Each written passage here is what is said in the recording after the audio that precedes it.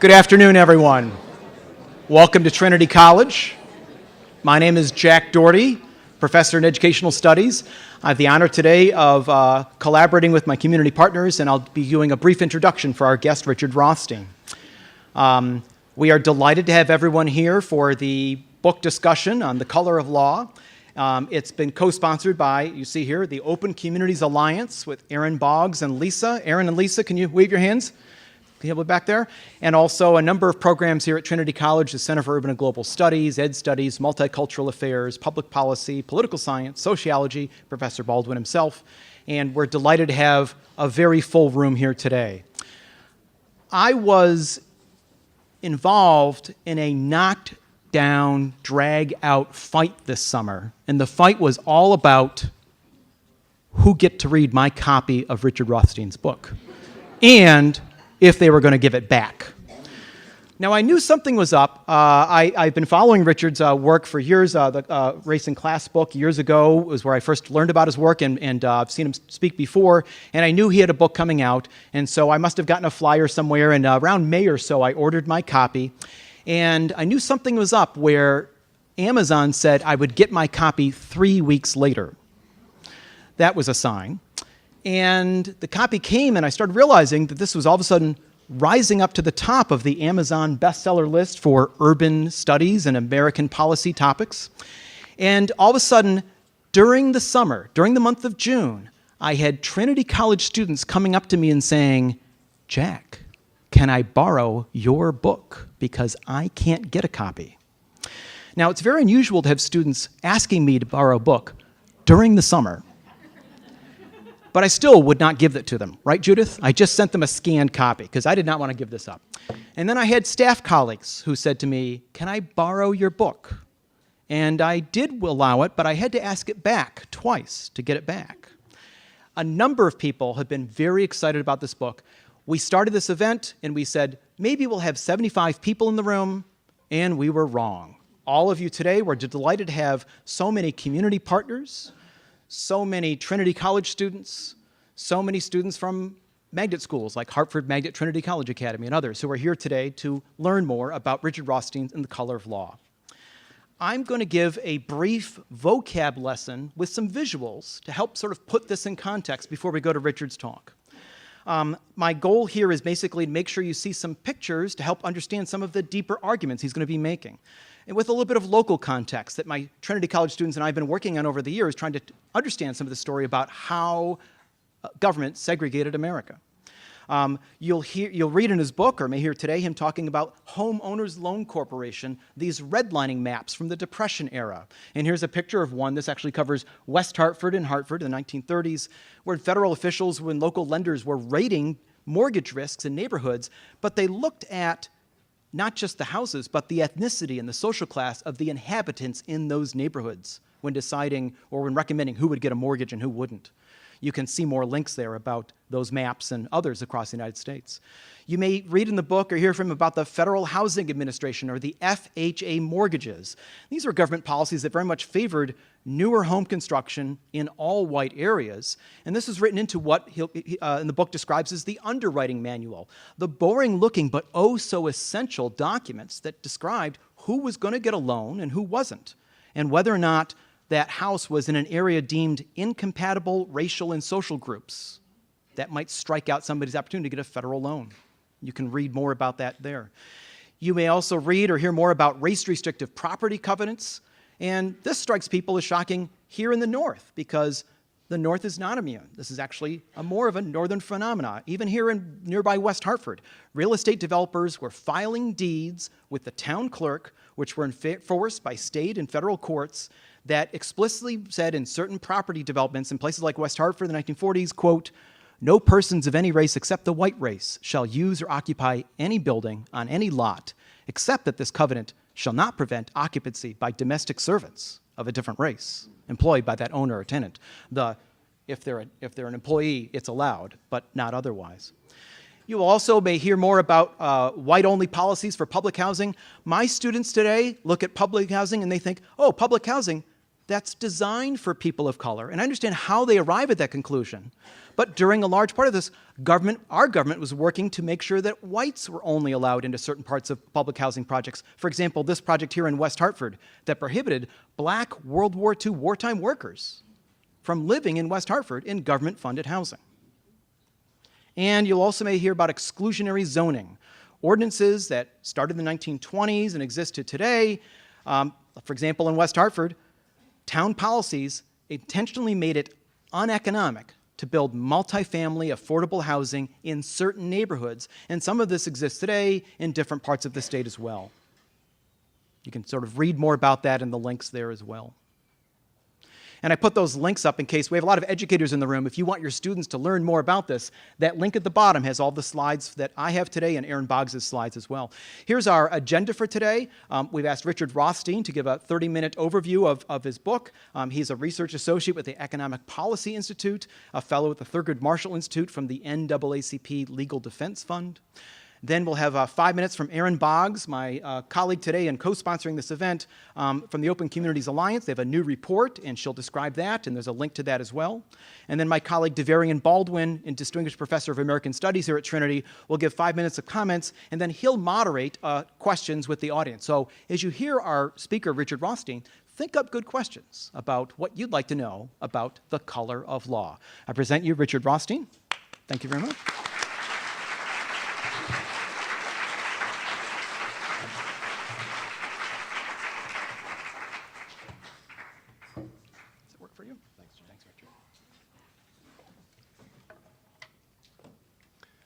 Thank you very much, Jack, and thanks to all of you for coming here today. Can everybody hear me in the back? Yes, okay, thank you. I've lived in many places over the last 60 years, 70 years, and every single one of them was residentially segregated. They were defined African-American neighborhoods, defined white neighborhoods and white suburbs, without exception. And it's not just where I've lived, it's every metropolitan area in the country is residentially segregated. And we have a phrase that describes why they are residentially segregated, and that phrase is something that's accepted across the political spectrum. It's not something that liberals say or conservatives say, but people all across the political spectrum have said it, and many of you have probably heard the term. We say that we have de facto segregation. How many of you have heard that term? Okay, well, for those of you who haven't heard it, the term de facto segregation describes a situation where the segregation of metropolitan areas was caused because maybe real estate agents, rogue real estate agents, steered people from to same-race neighborhoods. Or maybe because of homeowners, discriminating homeowners, refused to sell to an African American in a white neighborhood. Or maybe because people prefer to live with each other of the same race. It's a personal preference. Or maybe it's because of income differences. African Americans are just too poor to be able to buy homes in middle-class communities. And this is the conventional explanation. As I say, it's accepted across the political spectrum of why every residential neighborhood in this country is segregated. And under the doctrines that our Supreme Court has set down, if you have de facto segregation, that is segregation that's created by all of these private activities or informal activities or accidental differences in income, if you have de facto segregation, there's nothing you can do about it. In fact, if you try to do something explicitly about it, it's prohibited under the Constitution. Only if you have government-created segregation by law and public policy is it a violation of the Constitution. And if it's a violation of the Constitution, something we call de jure segregation, then not only are we permitted to remedy it, but we're compelled to, we're required to, if we are to be a constitutional democracy. So these are the two kinds of segregation. As I say, we generally believe across the political spectrum that the kind of segregation we have in every metropolitan area is de facto, informal, personal choice, private discrimination, not government-involved segregation, as opposed to the kind of segregation that we used to have in schools in the South, where the government had laws telling people which school they had to go to or where they had to sit on buses. We accept all those things as being unconstitutional because it was government-sponsored. But we see nothing unconstitutional about the residential segregation that we find all around us. Now, as Jack mentioned, I used to, until the last 10 years or so, focused in my work almost entirely on education policy. That's what I was concerned about. And so in the course of researching education policy and writing about it, I read a Supreme Court decision in 2007. The Supreme Court decision in 2007 was concerned a case in two cities, Louisville, Kentucky, and Seattle, Washington. Both of those cities had tried to integrate their schools. Their schools were segregated, and they tried to do a very, very modest, trivial integration plan where they allowed parents of adolescents to choose the high school that they would go to within the cities. But the city said, the school district said, that if the choices that the parents or children made would tend to exacerbate, to increase racial segregation, those choices would not be honored to the extent that the choice of a parent or child would make who would help to minimize racial segregation. So, for example, if you had an all-white school or a mostly white school, and both a black parent and a white parent applied to that school for their child's admission, and there was only one place left, the black child would be given some preference in order to help integrate the school. It was a very tiny, insignificant plan. Most people don't want to send their children to school outside their neighborhood in the first place. And secondly, the cases where there'd be one place left were very, very rare. So it was a very trivial plan to try to desegregate schools, but the Supreme Court said you couldn't do it. And Chief Justice John Roberts, who wrote the plurality opinion, said that the reason you couldn't do it was that the schools in Louisville and Seattle were segregated because the neighborhoods in which they were located were segregated. And the neighborhoods in which they were located was segregated de facto, without government involvement, just because of private decisions and prejudices and personal choices. And because it was de facto segregation, it was a violation of the Constitution for these school districts to implement these very token integration plans. And actually, that didn't surprise me because I was used to decisions like that coming from John Roberts and other justices who are aligned with him. But what surprised me was the dissenting opinion by Associate Justice Stephen Breyer, a liberal justice. And Justice Breyer agreed with Chief Justice Roberts that the segregation in Louisville and Seattle was de facto. His basis for his dissent was that if you have de facto segregation, Breyer said, you should be permitted to integrate even though you can't be compelled to. Well, so this consensus that we have de facto segregation applied across the political spectrum, and the reason that struck me was because I'm old enough to have remembered a case in the 1950s in Louisville, Kentucky, where a white homeowner sold a home in his white neighborhood to a black Navy veteran and his family. A mob gathered around the home to try to drive the family out. The home was firebombed under the watchful eye of the police. And then the state of Kentucky arrested, tried, convicted, and jailed the white seller for sedition, for having sold a home to an African-American family. And I said to myself, this doesn't sound to me like de facto segregation. And so I began to look into whether this was just an isolated incident or whether there was a systematic pattern of government sponsorship of segregation that has created the racial boundaries that exist in every metropolitan area in the country. And what I found was that we do have a systematic pattern of de jure residential segregation, that every residential neighborhood in this country that is predominantly white or predominantly black was segregated by explicit, racially explicit, open, written public policy designed to create an unconstitutional system. As unconstitutional, our residential boundaries are as unconstitutional as schools segregation was in the South before 1954, and as prohibiting African Americans from sitting in the front of buses was before the 1960s, things that we all acknowledge were blatant violations of the Constitution, but our residential boundaries are equally blatant. So let me describe to you some of the things that I report in my book, The Color of Law, about how the government went about segregating metropolitan areas in a way that still has force today, that still determines the racial boundaries of our cities today. I call the book A Forgotten History of How Our Government Segregated America, because what I want to emphasize to you is this was once well known. And what is the most amazing thing to me in this research is that the things I discovered were out there in the open. They were written. They were once well known by everybody who cared to look at it, and yet it's been completely washed from our memories. So that when I tell people that the government explicitly segregated metropolitan areas and created these boundaries, they're surprised.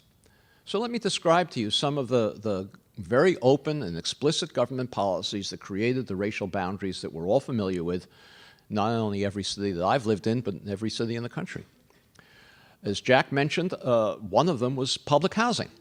Now, public housing, most of you, as Jack said, most of us think of public housing, and I did too, as a place where poor people lived, as a place where predominantly minority families lived, a place where there were lots of single mothers with children, or unemployed families, or young boys and young men without hope and exhibiting oppositional and alienated behavior. That's what we think of as public housing.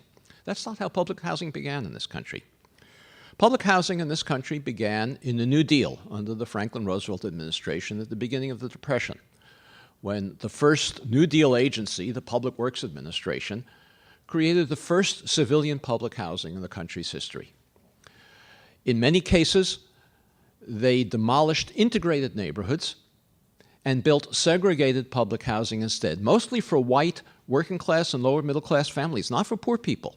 There was a housing shortage in the Depression. Many people had lost their homes, and the Public Works Administration was trying to create a housing supply for people who were homeless, middle class people, working class people who were homeless. It was also designed to stimulate the construction industry in the building of those homes. Langston Hughes, probably many of you who are older have read him, and some of you who are younger will read him, but a great African-American poet and novelist, playwright, describes how he grew up in the early 20th century in an integrated neighborhood in Cleveland. That may surprise you because there aren't integrated neighborhoods in Cleveland, in the central city of Cleveland today, but many cities in the country, many cities in the country were integrated, had integrated neighborhoods in the early 20th century for the simple reason that workers didn't have automobiles to get to work. And so if they were going to get to work and worked in a downtown factory or other workplace, they had to be able to walk to work. And so you had neighborhoods in the central cities that were comprised of Irish immigrants and Italian immigrants and Jewish immigrants and Polish immigrants and African Americans and people who would come to the cities from rural areas to work in workplaces in the central city. And Langston Hughes tells about how he grew up in one such neighborhood in Cleveland. His best friend was Polish. He dated a Jewish girl in high school. This was the way things were in the early 20th century. The Public Works Administration in the 1930s came into that neighborhood in Cleveland, demolished a part of it, and built two separate projects, one for African Americans, one for whites. Remember, these were for working families, not poor people. These were not subsidized projects. These were projects that were paying their own way with the rent that they collected from families, but segregated projects, creating segregation in an area of downtown Cleveland that had never before known it. And this went on all across the country.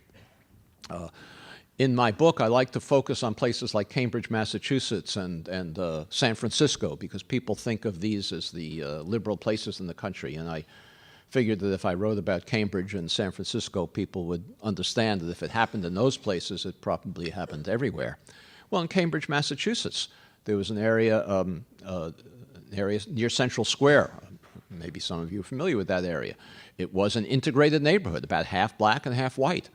Public Works Administration demolished housing in that area in order to build two separate housing projects, one for African Americans, one for whites, creating, again, segregation in an area where it hadn't before been known. And again, this went on all across the country, in St. Louis and Atlanta and in other cities in the North and the West and the Midwest.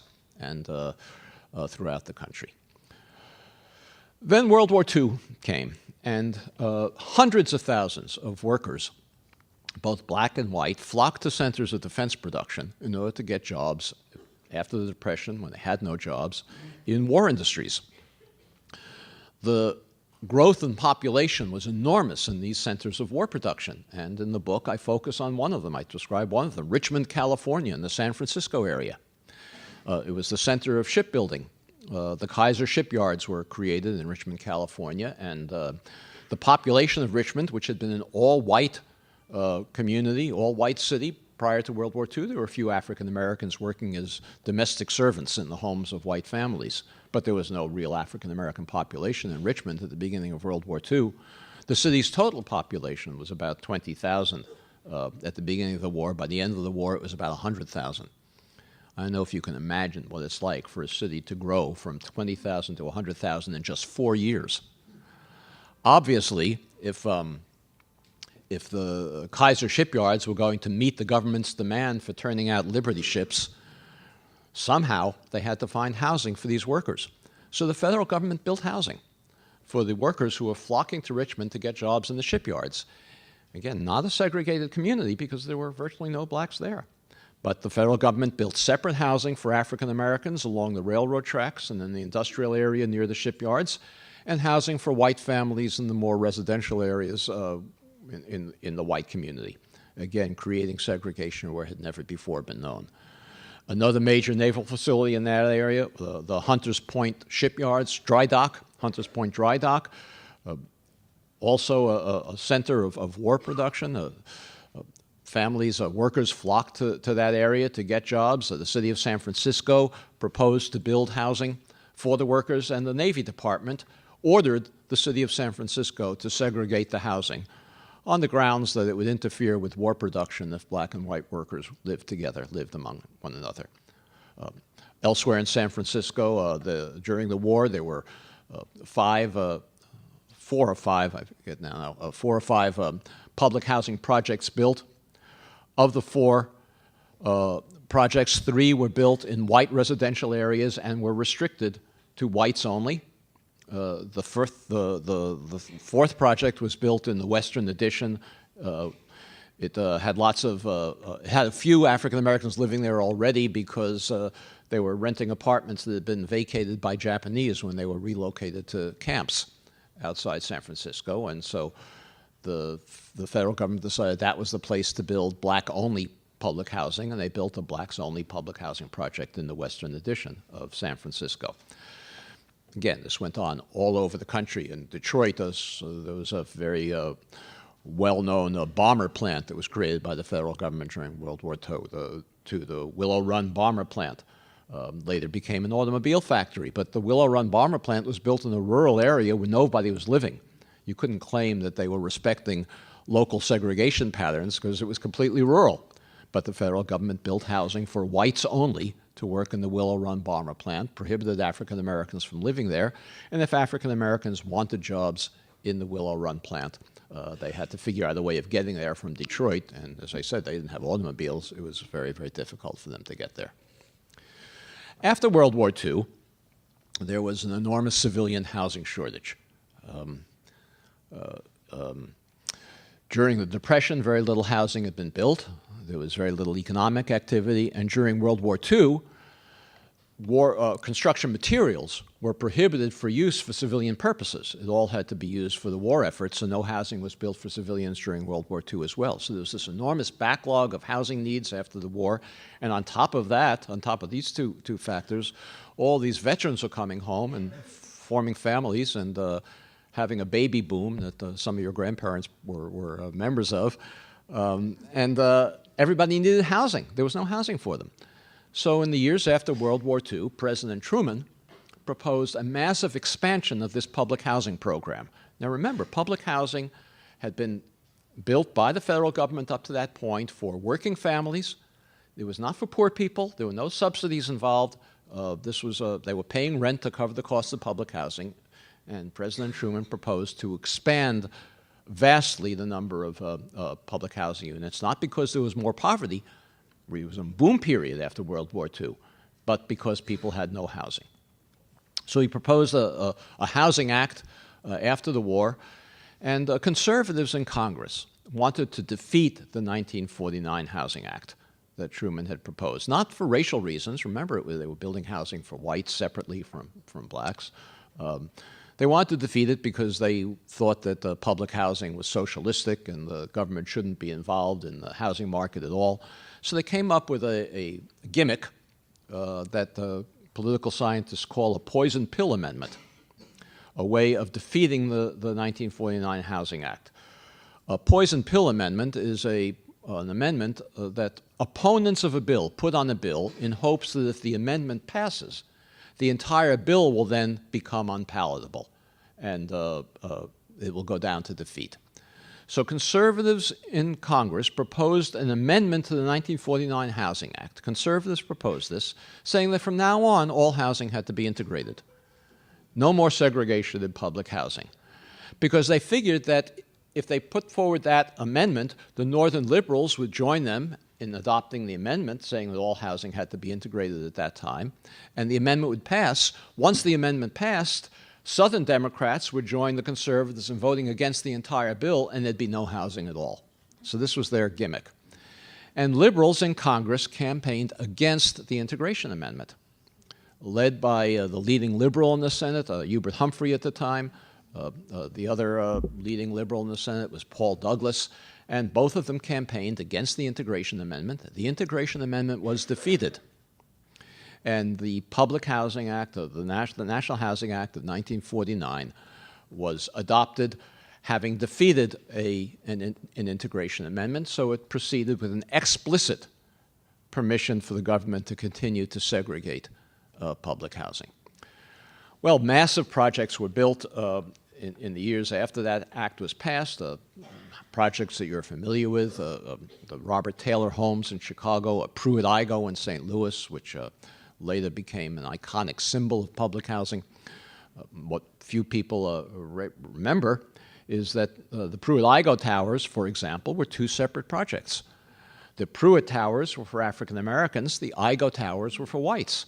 Not because African Americans happened to apply to the Pruitt towers and whites happened to apply to the Igoe towers. This was not de facto segregation where people figure out where others like their own race are living and they only apply to those projects. These were explicitly designated by government as being for one race or the other. But shortly after the projects were built, and this was true all over the country, large numbers of vacancies developed in the Igoe projects, the white project, and there were long waiting lists for housing in the African American project, the Pruitt project. And this was true everywhere in the country. Everywhere where there was public housing, suddenly there were large numbers of vacancies in white projects and long waiting lists for black projects. Eventually, the situation became so conspicuous that the government had to open up the white projects to African Americans. They gradually became almost all African American. And meanwhile, industry left the central cities where these projects were located. So the people who were living in them became poorer and poorer without jobs. The projects began to be subsidized, as people could no longer pay rent to afford to live there, and they became a program for poor people. Not how public housing started.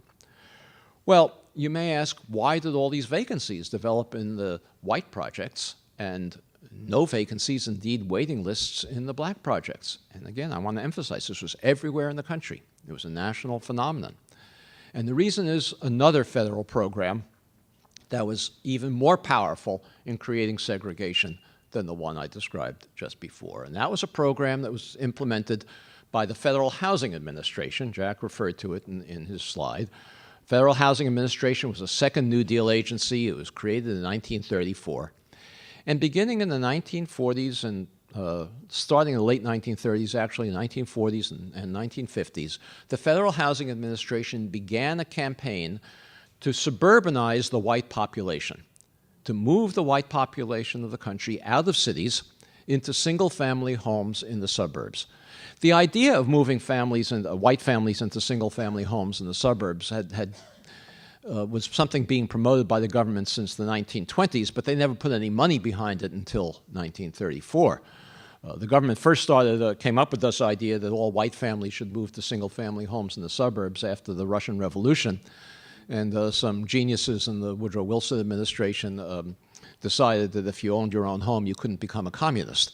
So the best way to fight communism was to get white families to move out into the suburbs into single-family homes.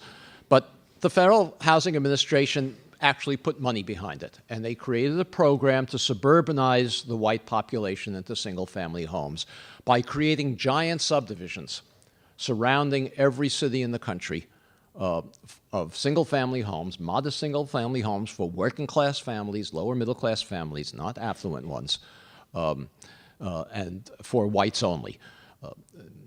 Probably the most famous of these was Levittown, east of New York City, in Nassau County, but I don't want to give the impression that it was only Levittown. Some of you may have heard Pete Seeger sing a song about houses on a hillside made of ticky-tacky, and they all look the same.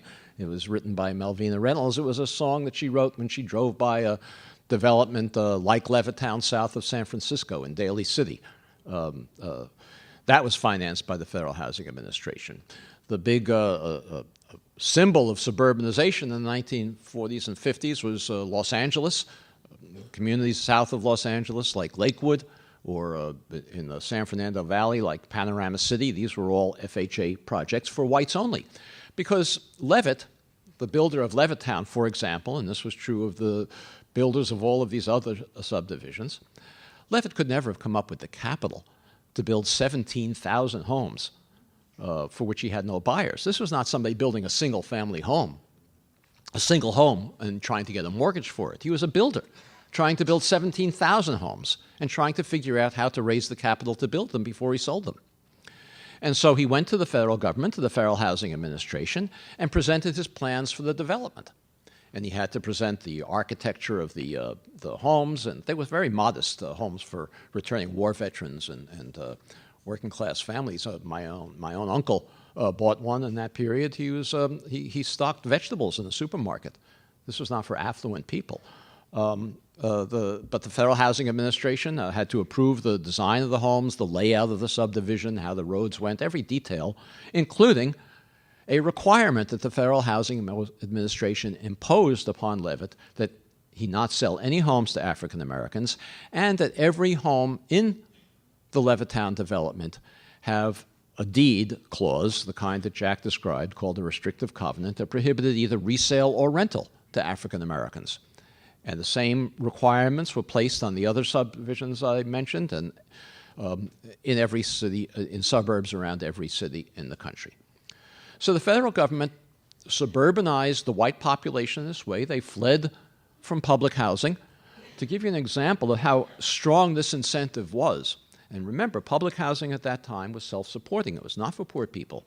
If a white family moved from public housing in the city into one of these homes that had been created by the Federal Housing Administration with racially restrictive conditions,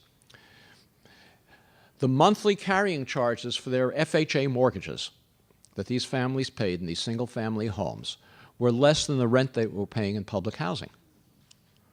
So if you wonder why all these vacancies developed in the white projects of public housing and the long waiting lists for African Americans who needed housing for the black projects, you have to understand how these two federal programs work together. Now, as Jack showed in the slide, there was nothing implicit about this. It was not that African Americans happened not to apply to live in Levittown or Daly City or Lakewood or Panorama City or any of the others. The Federal Housing Administration's underwriting manual, which Jack put up a slide of, explicitly said that you could not approve a development for FHA guarantees if it had incompatible racial elements, or, I don't know if you read further in the slide that Jack put up, or if there was a danger that incompatible racial elements might be close enough to move in. This was a very explicit program to segregate the country, and it succeeded.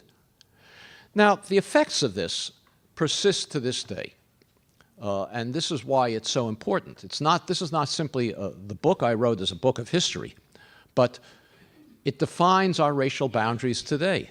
And so it's still an unconstitutional violation, and it still demands a remedy. One of the things that I say in the book is that letting bygones be bygones is not a constitutional policy. And the reason is as follows. The homes I just described in places like Levittown or Daly City were very modest homes, as I said, for working-class families, for returning war veterans. Levittown was 750 square feet. That was the size of the home that Levitt built.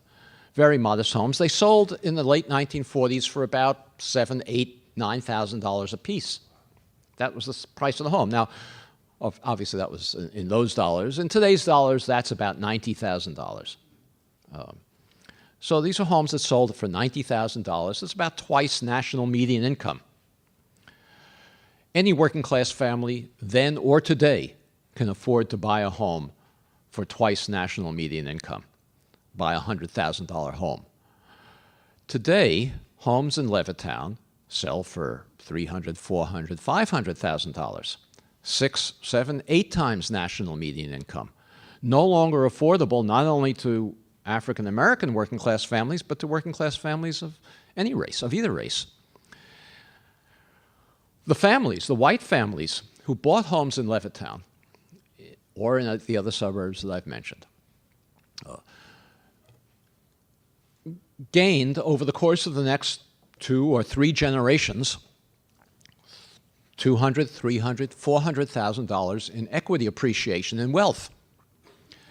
African Americans who were denied access to these suburbs and were renting homes in the city or living in public housing had no opportunity to acquire wealth, to gain the assets. Most Americans who have any wealth at all, any assets, gain it from the equity they have in their homes. Today, African American incomes nationwide are about, on average, 60% of white incomes. African American wealth is on average about 7% of white wealth. That enormous disparity between a 60% income ratio and a 7% wealth ratio is entirely attributable to unconstitutional federal housing policy as practiced in the mid-20th century. And of course, its effects persist today because having wiped out the potential for wealth in the African American community, along with the increase in the value of single-family homes in the suburbs, the suburbs that were once excluded explicitly on the basis of race remain exclusive for that reason. And many of these suburbs, as I'm sure you'll hear later from Erin and her colleagues, many of these suburbs then, once they were established, passed zoning ordinances that prohibited the construction of modestly priced housing, whether it's single-family homes on small lot sizes or townhouses or apartments.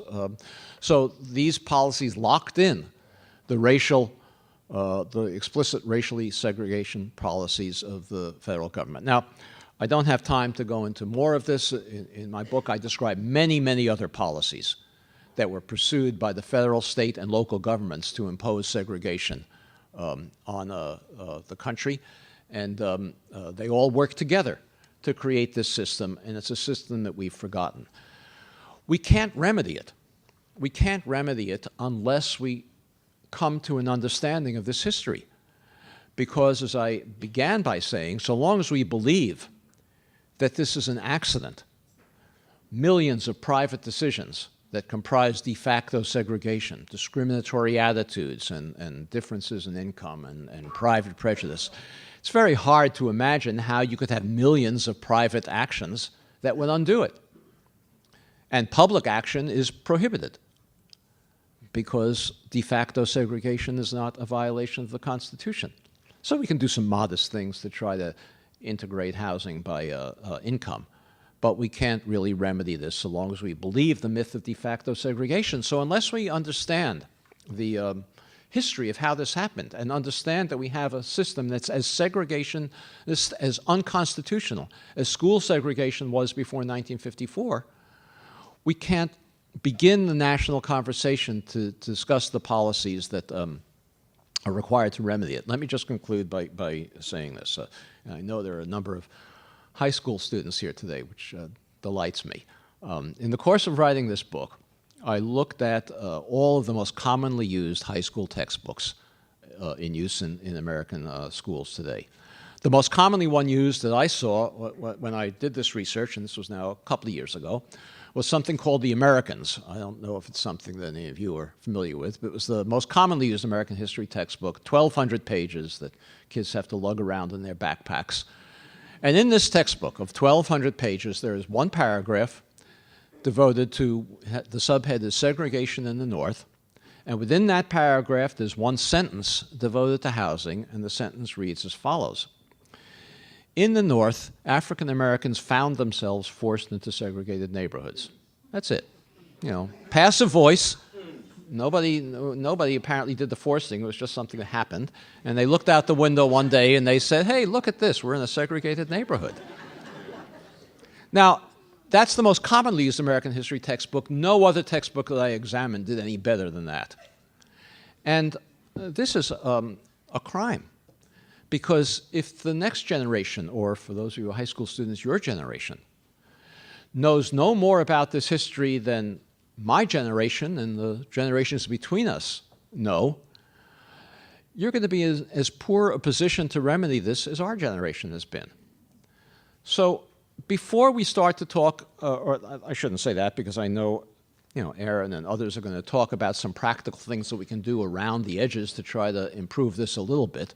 But before we can talk about serious remedies, we have to do something about educating the public about this forgotten history, which, as I say, was once well known, very explicit, and something that we've now forgotten but need to remember in order to have the ability to move forward.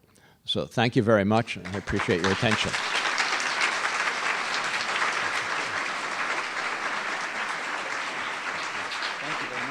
Take the water. Take the water with you.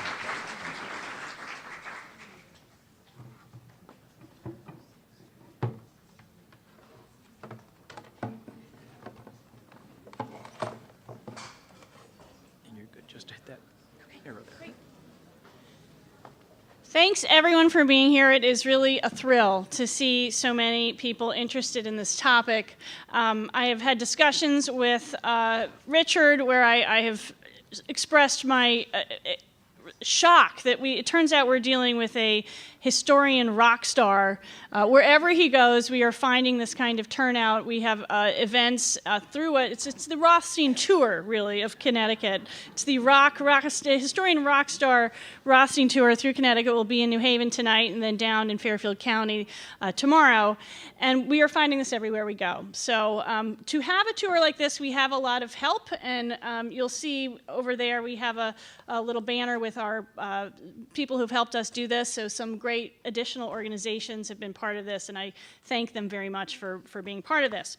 I want to talk now, just very quickly, provide some local Connecticut context. We at Open Communities Alliance, and I want to recognize again Lisa Dabrowski, who has put so much work into this event and the report I'm talking about, have worked to really see what's going on today with where, in particular, subsidized housing is located. And to start that, and then the report is called Out of Balance, Subsidized Housing, Segregation, and Opportunity in Connecticut. It's on our website. We have some executive summaries in the back there if you haven't grabbed one already.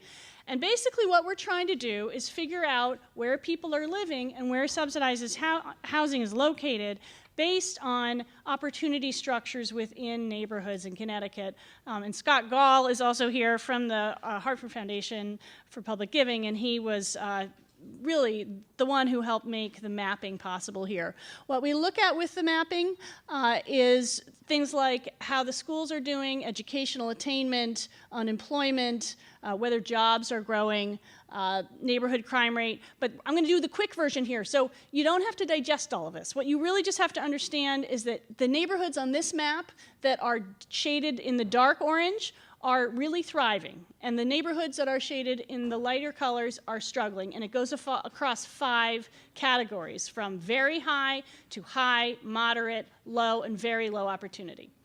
And what we discover when we map race on top of this is that people of color are 73% of blacks and Latinos are living in the 2 bottom areas. the low and very low opportunity areas. This is true of 36% of Asians and 26% of whites. So we're segregated. Connecticut is one of the most segregated states in the country. So then we wanted to look at where subsidized housing is located. And the first challenge here is that the data is terrible. It's very, very difficult. There is really not one comprehensive list that is kept up on a general basis from the state. So we have worked with the best list there is, which includes 83,000 units, and we have mapped it. And you will see that this map of where the subsidized units are looks a lot like that other map of where low-income people or people of color are living. So we have, and what we have found actually is that almost 90% of subsidized housing is located in low, very low, and moderate opportunity parts of the state. And if you look, almost half of it is in that 45, in the very low opportunity areas that represents 2% of the land area of the state. We did this across other programs. You don't have to digest all of this either. The point here is we did program after program after program after program, and we discovered the exact same pattern. I think the causes for all of this are many, but some of the ones I want to lift up right now are obviously the historical context that Richard writes about in his book, exclusionary zoning, which has a historical piece to it and also a current modern-day piece to it. On this map, which comes from a project that I did when I was at the Fair Housing Center with Jack Doherty and his students here at Trinity, is it maps towns that actually don't allow any multifamily housing at all. So those red shaded towns actually don't have any provision in their ordinance for multifamily housing, which in my opinion is actually illegal. It is against 8-2, Connecticut Statute 8-2, our Zoning Enabling Act. And then the other piece that I think is a big part of this is what we're doing with our current program priorities. Are we in our existing programs with our existing money highlighting the ability to put in housing in places that are really thriving, especially with high-performing schools? And the answer is not enough. So I'm going to leave it there and turn it over to Devarian to lead us through a conversation. Maybe I'll go back to the beginning there.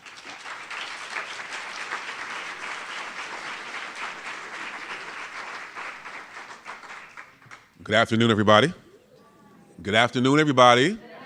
All right. It's really great to be here. It's great to see all these faces that stayed. I know people are going to classes and they have to work, but it's really great to see a room that reflects America, that reflects Hartford, and not just the ideas that we hear elsewhere. It's really important to kind of lay out that the story that Mr. Rothstein lays out is so vitally important. Particularly because I work with students all the time and have colleagues, et cetera, that they say, all this discussion about race, why are we always talking about race? Why are we always imposing race on a conversation where it doesn't exist? And I think this book is so powerful because it says, it makes clear in statistical data and in great narrative vignettes that race is already here and that it's not an imposition, it is not a present day add-on, but it's pervasive, it's profound, it's all around us, and it's structural. We talk about this term, race as a social construction. And the conclusion people draw from that is that, well, if race is a social construction, then just if it's a fiction, then get rid of it.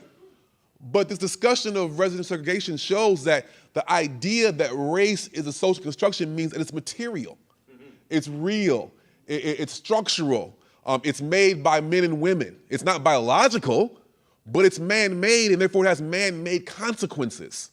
It structures the life chances that people have today. So for example, I live in a historic neighborhood in Springfield, Massachusetts. In the current day, the housing values, when I first bought the house, not anymore, but when I first bought the house, they were worth about $400,000. And then when I came to Trinity, people said, well, why are you asking for so much salary? You're asking for a lot of salary here. But then I would point out, wait a minute, so when my great colleagues who got houses in the 70s or 80s bought their homes, they paid maybe, $150, $200 for that house, a house that's now worth $1.5 million, at a time when my grandparents couldn't get access to that housing market. And so therefore, now that I finally have access and that same home was worth $1.5 million or even $400,000, I require a greater salary to compensate for the fact that people that looked like me couldn't get into that market when it was cheaper, right? So these kinds of stories are vitally important for us understanding how this history, right, pervades the present. I hear all the time my students say, oh, you know, my parents didn't own no slaves. Why are we talking about this, right? That's the past. But Mr. Rothstein shows us how this story is so powerfully pervasive in our present. For example, he offers great narratives. So, for example, Mr. Frank Stevenson in Richmond, California, offers great, he personalizes this story. I think it's also profound the fact that, Richmond was at one time all white. Detroit was the most prosperous city in the world at one point in time. Both of these cities recently have filed for bankruptcy, right? The unspoken equation is that, oh, look what happens when black folks get control. Right. We don't say it's a polite company, but amongst our friends, like, oh, see what happened, and black folks took over, and look what happened, bankrupt. But this history, right? This history of showing how racial segregation is aligned with a process of financial and state-sponsored divestment. A transfer of capital from one place to the other shows that when areas are all black, there is an almost complete and total buyout, a turn away from capital investment. We know what works, right? People point off, even your boy Obama, right? If we could just revive the New Deal, go back to the days of Roosevelt. But what does this book say? It was precisely in the New Deal era where many of these state-sponsored, racially segregated policies came into shape. We have to do better than the New Deal, right? We have to go right? We have to go beyond the New Deal. Think broader than the New Deal. And I think this book, I don't think that was his main focus, but I think this book offers us the groundwork to make that case, to say that the New Deal is not enough. We're not talking about reviving a New Deal. We want a New Deal, right? The degree to which prosperity in this country has been built on racial segregation. That Depression era is profound because it's precisely the federal government's attempt to recover the country from financial downfall that is built, underwritten by racial segregation, right? We're going to recover these homes here, HOLC, right? We're going to recover these homes from default, but not these. Or we're not going to allow these people to take advantage of that, right? A moment to save the country in a moment of depression. Moving to the present, I'm writing a book right now called Universe Cities. That's looking at the role of colleges and universities in cities in shaping gentrification. Right? And where are these colleges and universities doing revitalization projects? In the very same neighborhoods that have been ravaged by federal and state policy of racial segregation. So in the current language, the arguments are, oh, look, oh my God, it's great. Universities are revitalizing these depressed neighborhoods. But the unspoken part of the narrative is that these neighbors look like this. They need recovery precisely because of activities of state-sponsored either divestment or targeted disenfranchisement. Right? And so an important story in this story is the thing about, let's take for Chicago, for example. The University of Chicago on the South Side, right? South Side, Chance, all the good people, right? Okay. The University of Chicago actually underwrote restrictive covenants to maintain housing values as high in their neighborhood.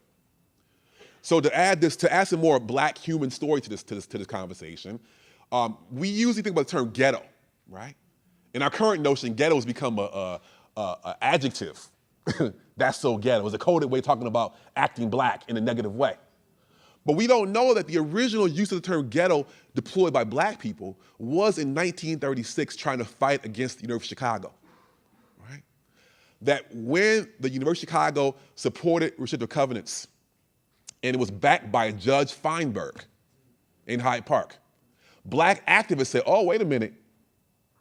So you want to support restrictive covenants and tell black people they should go only where they're wanted, while you are only a stone's throw away from being in a concentration camp yourself? How dare you? You all are making ghettos, right? You are creating fascism, state-sponsored segregation, just like in Germany. So the original use of the term ghetto by black people was a political critique. It wasn't an adjective, a pejorative adjective of acting black. So I just wanted to add that side story to kind of talk about the ways in which these things move forward. Yeah, so I'm gonna take the first prerogative being up here to ask the first question. Yes, please, this is gonna open it up for conversation and questions. So please, there's a microphone here, and I'm gonna ask my question and then give the mic over and help moderate. I have a big voice, I can moderate without a mic. But the first question I had is that in the recent housing crisis, people talked about reverse redlining. And you talk about in your book the reality of how these very same neighborhoods that have been redlined are now available for targeted, disastrous subprime loans. And so, surprise, surprise, they go into default. So I wanted you to give you the opportunity to talk about other ways in which this story continues to shape our present. So thank you. This is another round of applause for, yeah. If you can just, yeah. Well, thank you very much, Attorney.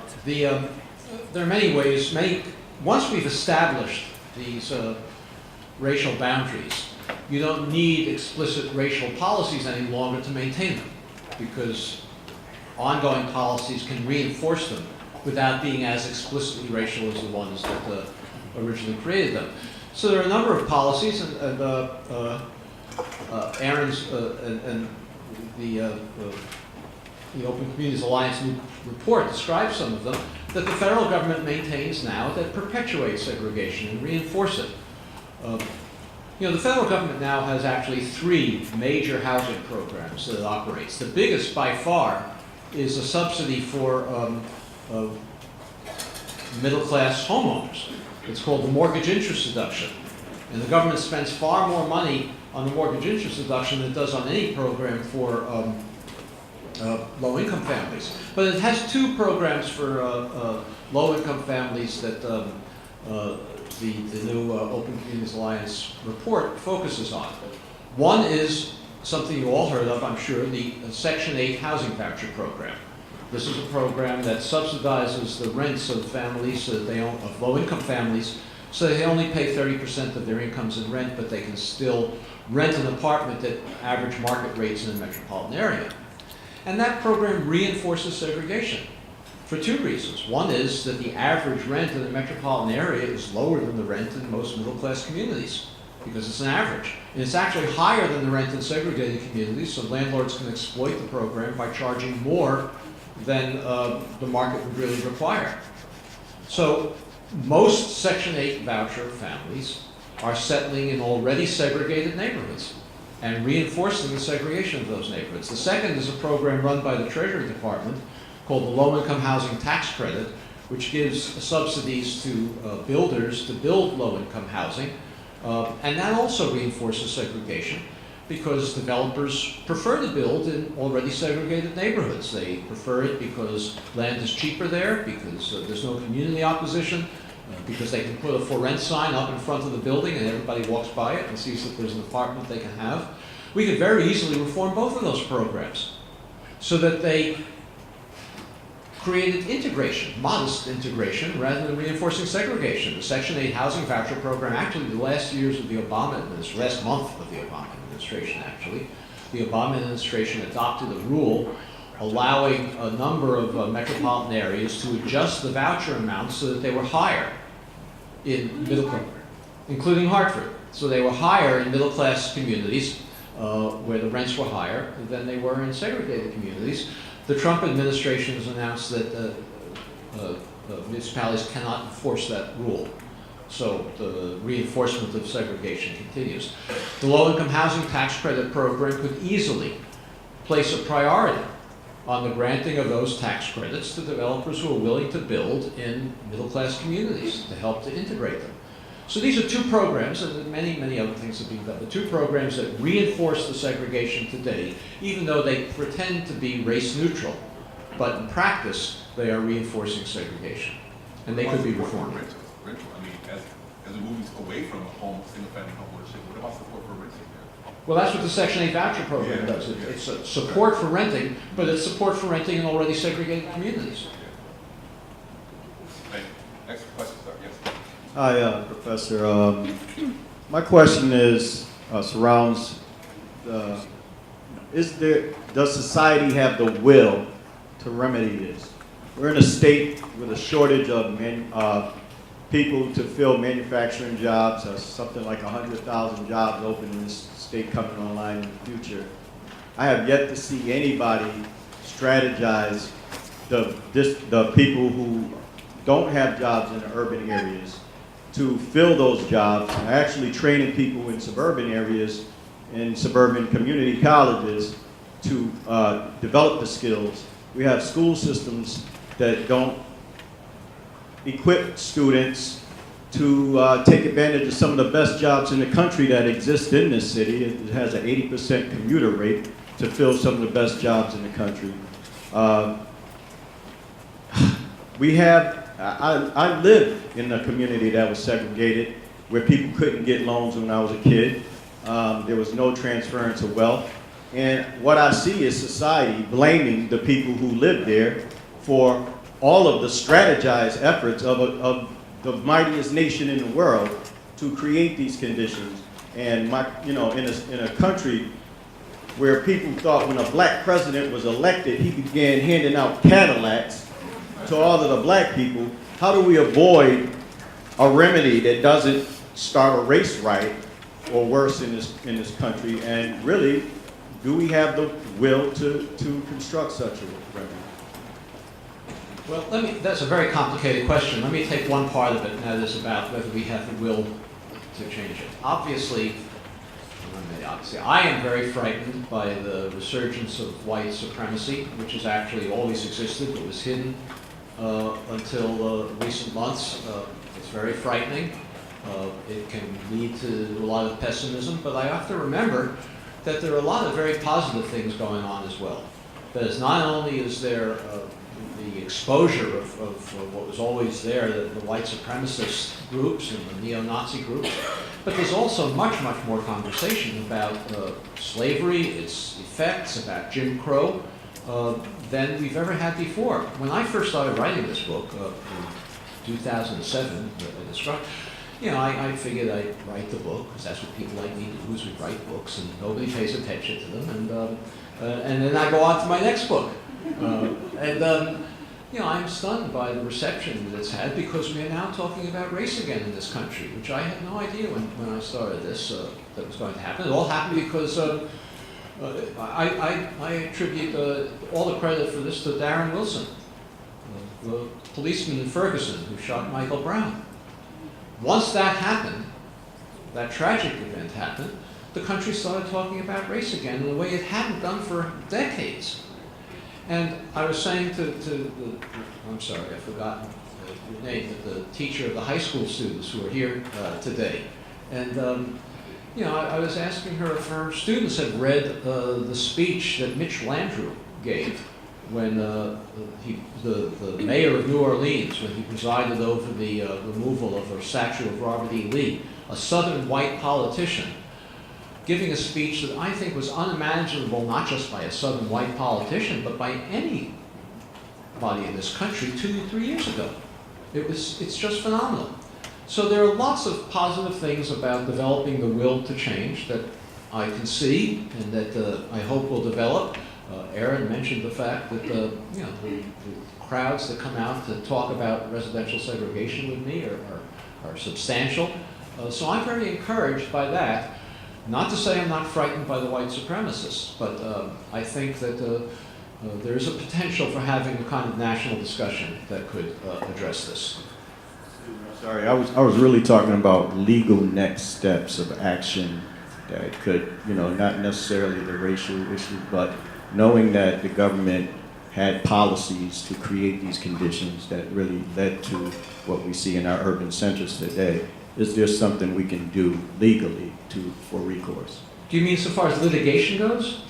No. There was a very famous cartoonist at the turn of the 20th century who said that the Supreme Court follows the election returns. And the courts will not approve aggressive remedies to remedy residential segregation until there's a much more of a national consensus around this. My book is not aimed at justices or politicians. My book is aimed at the high school students who are here today and all of you, because we need to start this conversation so that we'll develop the political support that politicians and judges will follow, but they won't lead.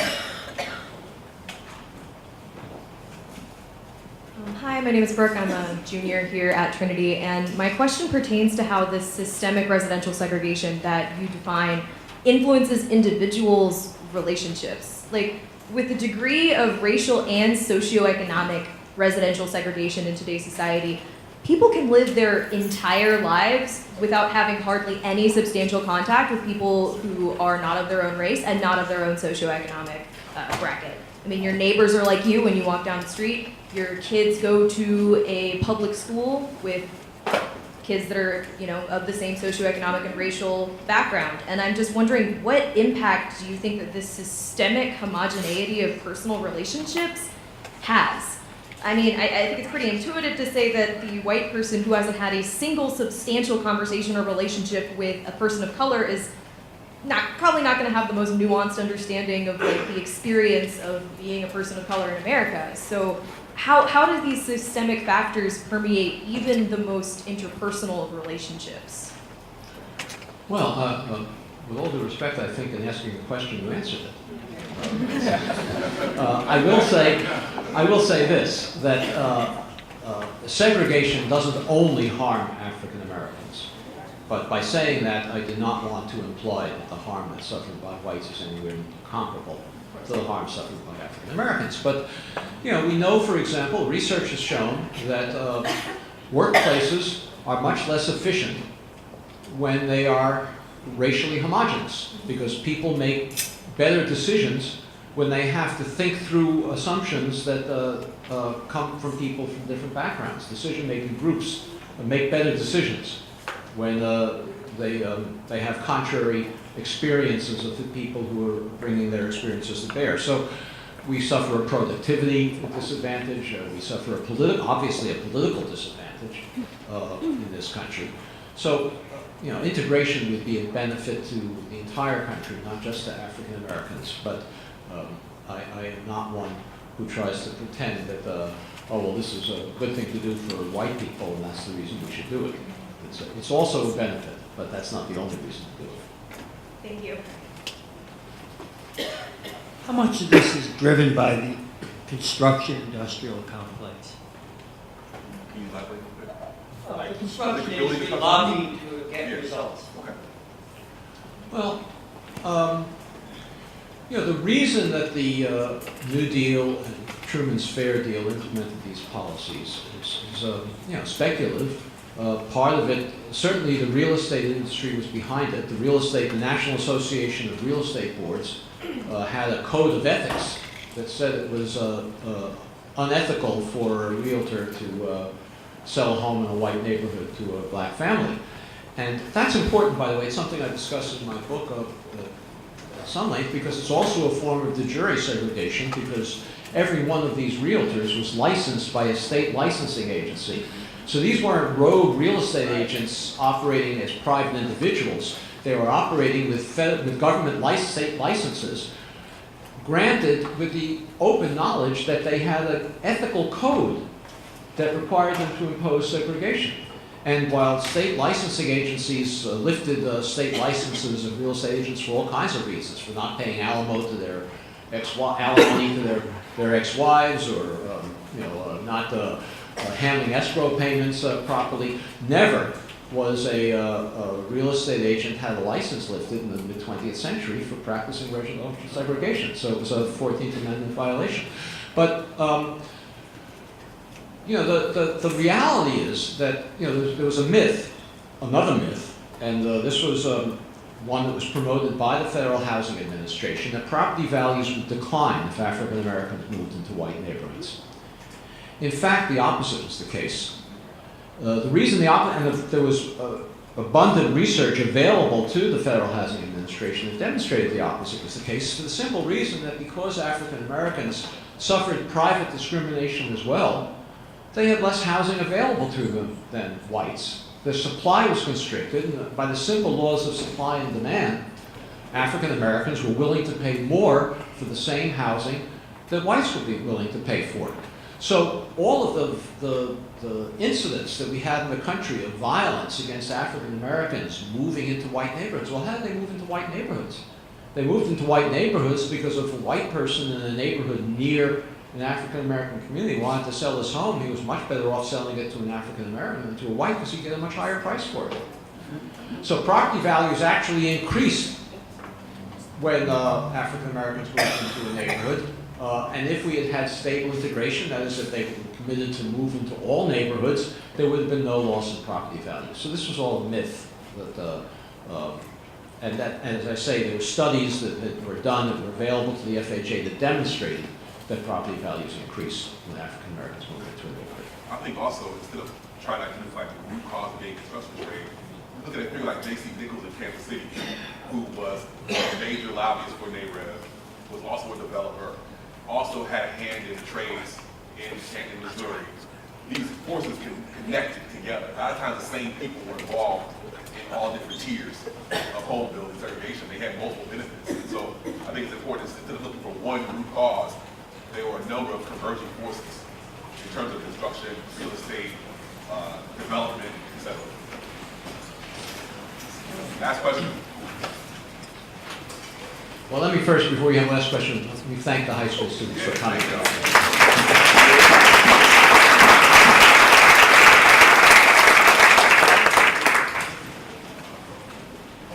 Okay, you talk about being hopeful because white people may be improving their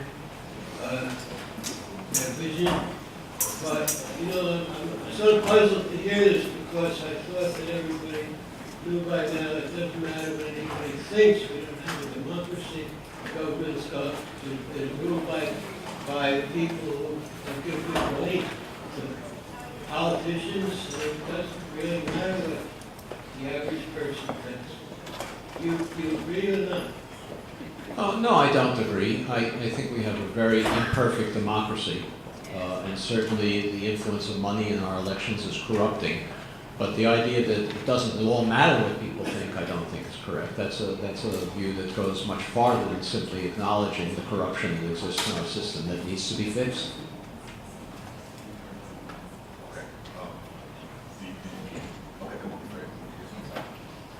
My question is the preference of the tax credit properties. My husband and I lived in, when it was first built in 2008, Middletown. It was by rich people, and I observing what's happening locally is what was once Bowles Park now is being demolished. And looking at the construction company who's getting them, because when my husband and I, he was the superintendent of a 96 unit in Middletown on Berry Street, which is and the person, the Richmond Group, who was the construction company who owned the property, wasn't the fair market value for a two-bedroom apartment was $1,200. And I know the price has escalated. And I'm looking at what they're doing in Hartford. I think almost re-gentrification, because the average person in the neighborhood, which is mostly Caribbean, around Bowles Park and off of Granby Street, and now you see the other project that was a housing project that was mostly people, white folks in the early 40s.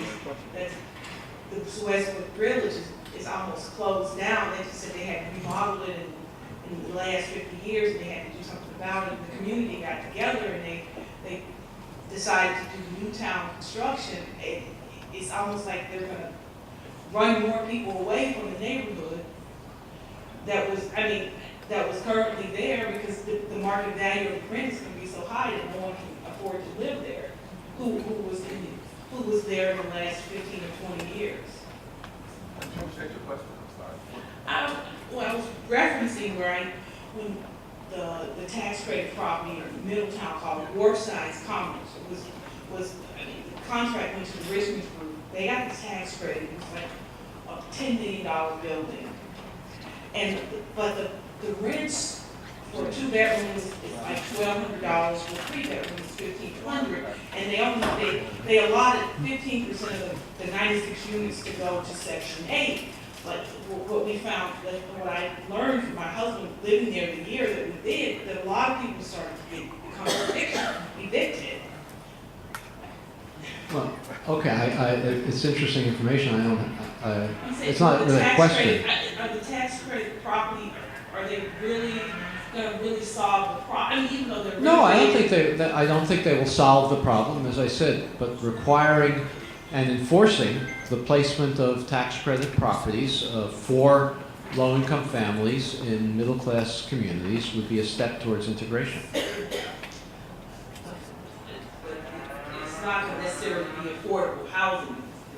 Well, if the tax credit rules were enforced, they would be affordable housing for some families in those units, and that's a modest step towards integration. As I said, I don't think it's going to be the total solution. Thank you.